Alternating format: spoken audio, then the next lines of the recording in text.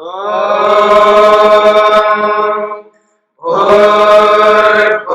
स्वः तत्सवितुर्वरेण्यं भर्गो देवस्य धीमहि धियो यो नः प्रचोदयात्।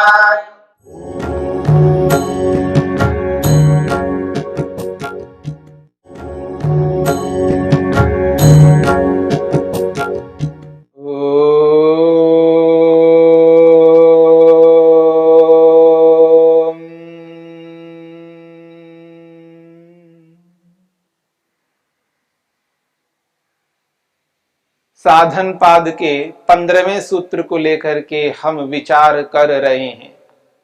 महर्षि पतंजलि ने इस 15वें सूत्र में 4 प्रकार के दुख प्रस्तुत किए हैं।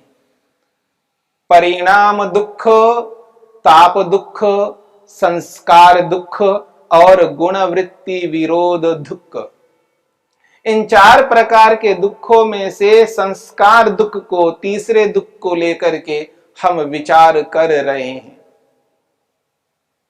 ये जो संस्कार है, ये संस्कार चाहे वो दुख के हो या सुख के हो, ये दोनों प्रकार के संस्कार मनुष्य को पीड़ित करते रहते हैं, दुखी करते रहते हैं, संतप्त करते रहते हैं, परेशान करते रहते हैं।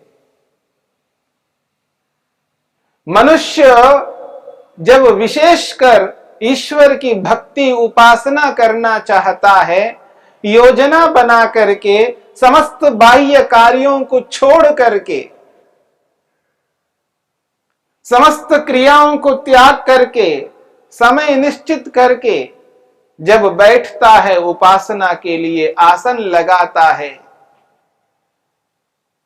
अपने शरीर को स्थिर कर देता है, प्राणायाम भी करता है, प्रत्याहार करने की चेष्टा भी करता है और इंद्रियों को समेटता है और मन के अनुरूप बनाता है, धारणा भी बना लेता है और उसके बाद जैसे ही वो ध्यान प्रारंभ करता है, उस स्थिति में ये जो संस्कार है जो मन के अंदर विद्यमान है, वो संस्कार व्यक्ति को पीड़ित करते रहते हैं, दुखी करते रहते हैं।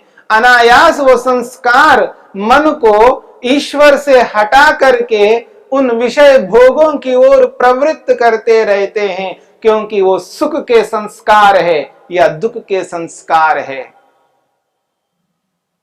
और ये संस्कार आज के नहीं है, इस जन्म के नहीं है, न जाने जन्म जन्मांतरों से ये संस्कार आ रहे हैं। इसलिए महर्षि वेदव्यास कहना चाहते हैं, एवं इदम अनादि दुख स्रोतः, एवं इदम अनादि दुख स्रोतः विप्रसृतम योगिनमेव प्रतिकूलात्मकत्वाद उद्वेजयति। महर्षि वेदव्यास कहना चाहते हैं, एवं इदम अनादि दुख स्रोतः, वो कहते हैं ये जो दुख का स्रोत है, दुख का प्रवाह है, ये जो संस्कार दुख है, ये जो संस्कार दुख रूपी प्रवाह है, ये जो स्रोत है, अनादि, अनादि काल से। अनादि 2 प्रकार का होता है, एक स्वभाव से, स्वरूप से होता है, एक प्रवाह से होता है, यानी परंपरा से होता है। जो नित्य पदार्थ हैं, शाश्वत पदार्थ हैं, आत्मा, परमात्मा, सत्व, रज, तम, ये शाश्वत नित्य पदार्थ हैं, ये स्वरूप से अनादि है। परंतु जो कार्य पदार्थ है, जो कार्य के रूप में आते हैं, जैसे सृष्टि है, जैसे कर्म है, जैसे संस्कार है, ये कार्य हैं। कार्य रूप जितने भी पदार्थ हैं, ये प्रवाह से अनादि हैं, यानी परंपरा से अनादि हैं, ये स्वरूप से अनादि नहीं है। क्योंकि कार्य तो पहले नहीं होता, बाद में होता है। पहले नहीं था, अब आया है। इसका अर्थ है उत्पन्न है। जो उत्पन्न पदार्थ है वो उत्पन्न पदार्थ प्रवाह से, परंपरा से अनादि है। पर ये जो परंपरा है बहुत लंबी परंपरा है। इसलिए महर्षि वेदव्यास कहना चाहते हैं एवं एवं इदम अनादि दुख स्रोतः, ये जो दुख रूपी प्रवाह है, ये जो संस्कार दुखों का प्रवाह है, अनादि, ये प्रवाह से जन्म जन्मांतरों से चला आ रहा है। विप्रसृतम, ये फैला हुआ है। योगिनमेव प्रतिकूलात्मकत्वात्, ये योगी के लिए ही प्रतिकूल स्वरूप है, योगी के अनुकूल नहीं है। ये जो परिणाम दुख है, ये जो ताप दुख है, ये जो संस्कार दुख है, ये जो गुणवृत्ति विरोध दुख है, ये चारों दुख योगिनमेव प्रतिकूलात्मकत्वात्, योगी के ही प्रतिकूल स्वरूप होने से उद्वेजयति, ये व्यक्ति को उद्विग्न करता है, योगी को उद्विग्न करता है, योगी को परेशान करता है। योगी कभी इन दुखों को नहीं चाहता, न परिणाम दुख चाहता है, न ताप दुख चाहता है, न संस्कार दुख चाहता है। वो किसी भी प्रकार का दुख नहीं चाहता।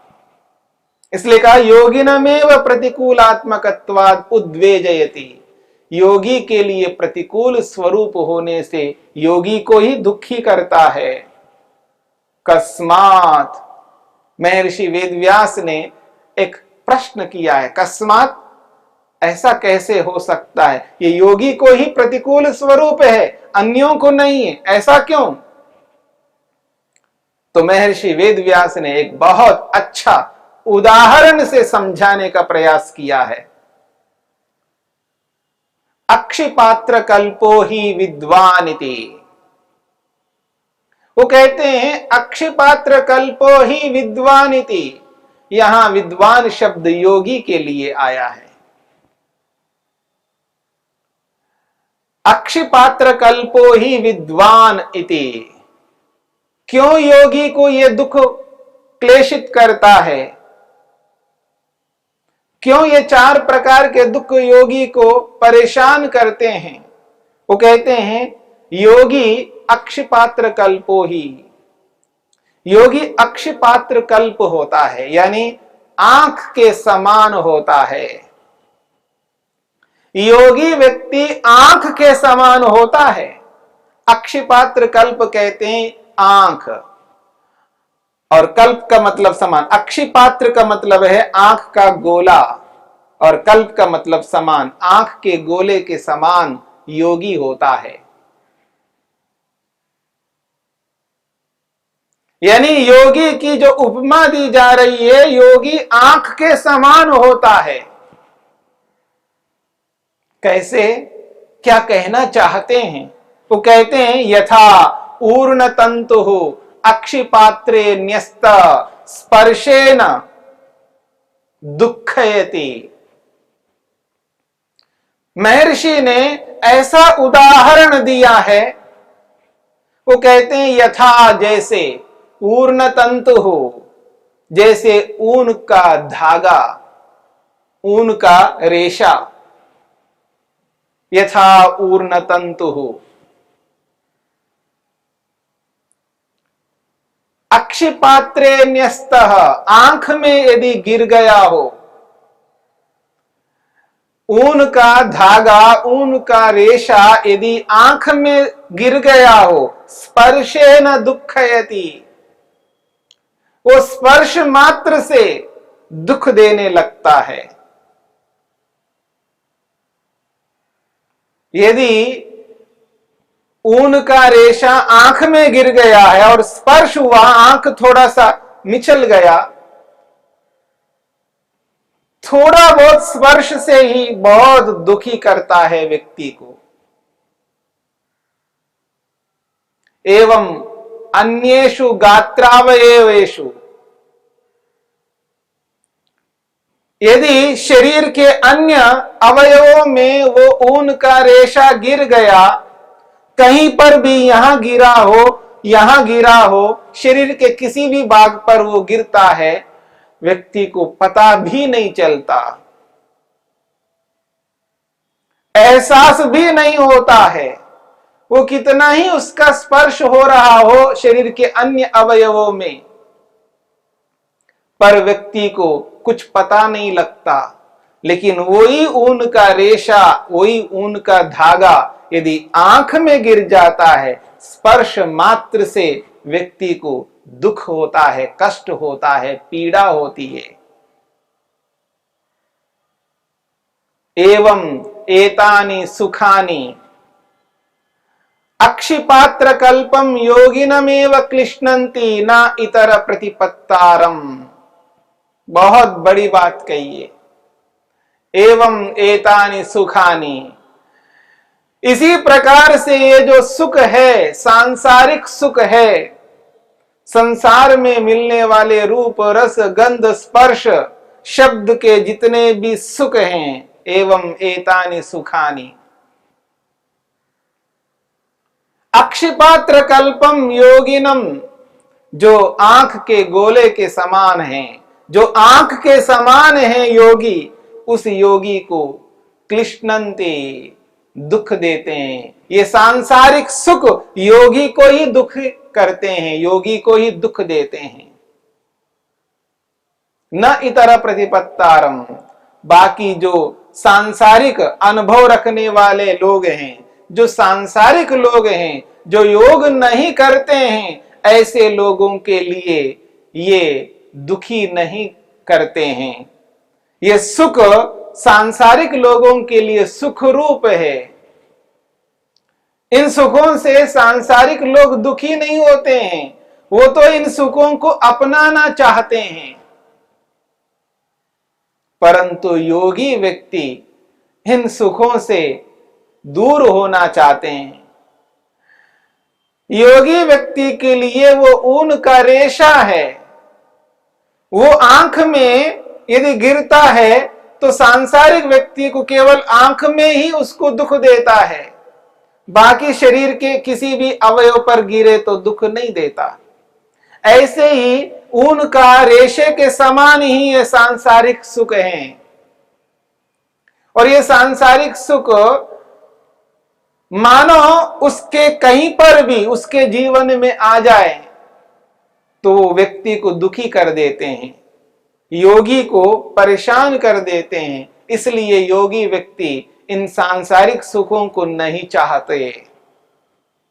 योगी व्यक्ति ईश्वरीय आनंद को चाहते हैं, ईश्वरीय सुख को प्राप्त करना चाहते हैं, ईश्वर के आनंद से आनंदित होना चाहते हैं।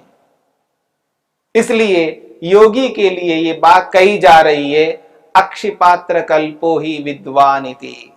ये आंख के समान होता है, योगी आंख के समान होता है। यानी आंख जिस प्रकार से संवेदनशील है, उसी प्रकार से योगी संवेदनशील रहता है। आंख के गोले में कहीं भी ऊन का रेशा यदि स्पर्श में आ जाए तो आंख दुखने लगती है। ठीक इसी प्रकार योगी के जीवन में कोई भी सांसारिक सुख आता है तो व्यक्ति को परेशान होने लगता है। वो आंख के समान होता है, इसलिए उसको वो परेशान करता है। चाहे वो रूप का सुख हो, चाहे वो गंध का हो, चाहे रस का हो, चाहे स्पर्श का हो, चाहे वो शब्द का हो। सांसारिक छोटे से सुख को ले लो या बड़े से बड़े सुख को ले लो, कोई भी सांसारिक सुख उसको नहीं चाहिए। अर्थात इस बात को समझने का प्रयत्न करना, क्योंकि सांसारिक सुख नहीं चाहिए का अभिप्राय ये नहीं है कि वो खाता नहीं, वो पीता नहीं, वो संसार में कोई व्यवहार नहीं करता। सांसारिक समस्त व्यवहारों को जो करने योग्य व्यवहार है, उन व्यवहारों को करता है। योगी में और भोगी में जो अंतर है, उस अंतर को समझने की चेष्टा करनी है। अन्यथा भ्रांति हो जाती है व्यक्ति को। व्यक्ति ये कहने लगता है, समझने लगता है, देखिए योगी लोग खाते पीते नहीं हैं, योगी को क्यों खाना है।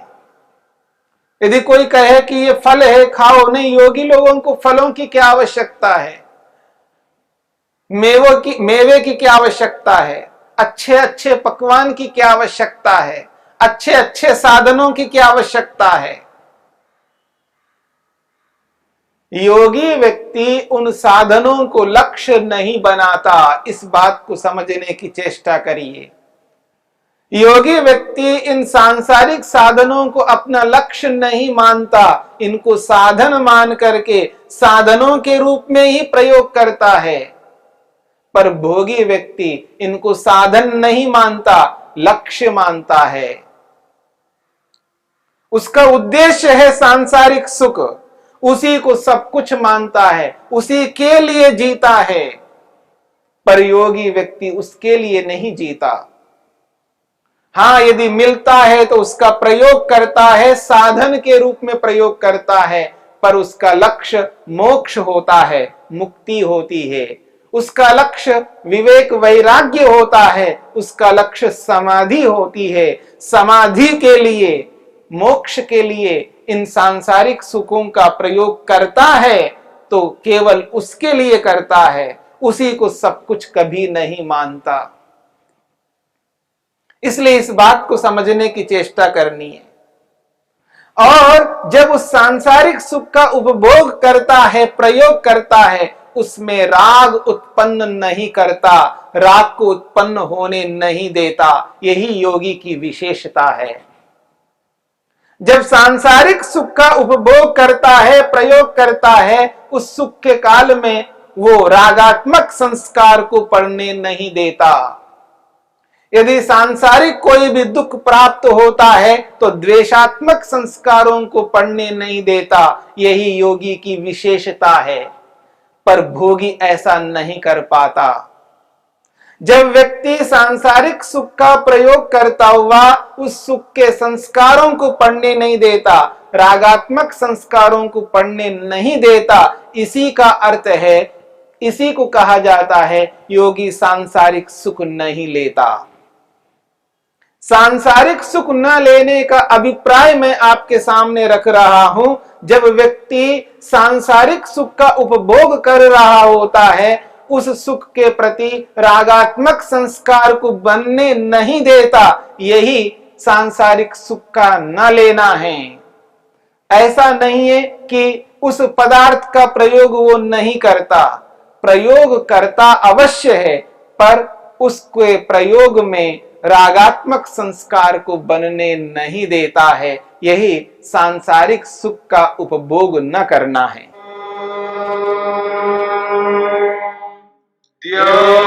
शांतिरंतरिक्षं शांति पृथिवी शांतिरापः शांतिरोषधयः शांति वनस्पतयः शांतिर्विश्वे देवाः शांतिर्ब्रह्म शांति सर्वं शांति शांतिरेव शांति क्षमा शांतिरेधि। ओम शांति शांति शांति।